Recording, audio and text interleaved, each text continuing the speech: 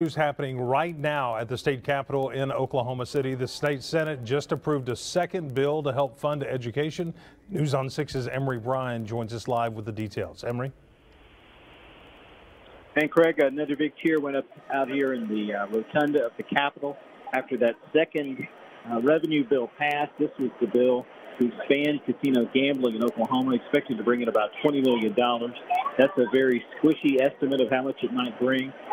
And it'll be a little bit of time for that law to take effect and for the casinos to ramp up those games and start collecting taxes. But that is more money that would go into education. This comes after they earlier passed the Amazon sales tax, which is another bill for about $20 million. So these are two things that the union has said were definitely necessary for them to end this walkout. However, there's a whole lot more that they're after, a lot more funding for education. They wanted about $100 million, and they haven't gotten that. That is what's driving the decision that many school districts are making to call off classes Monday. A lot of teachers here are saying they'll be back here to continue the protests Monday at the state capitol. But they are seeing some success, and they think it's the pressure they're putting on the lawmakers that's led to these two successes here in the last couple of hours. Greg, back to you. All right, Emery, thank you very much. And again, Emery, do the math for us real quick again, just to recap a couple of those measures. Where are we at right now as far as the two different funding measures that have passed? Are we still at roughly $42 million?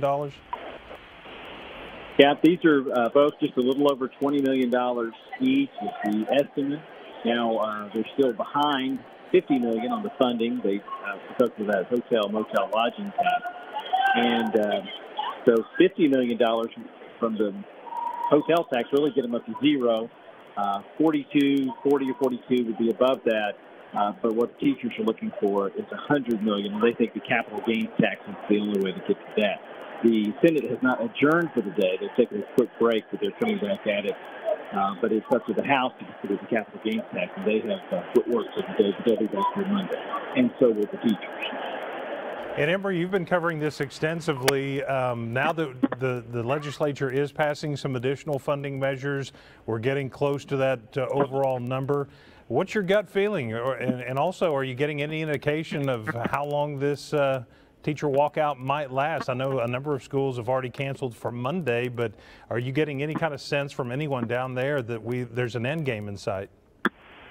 Nothing other than every right now started picking up, and the major flash flooding that's ongoing here in Oklahoma.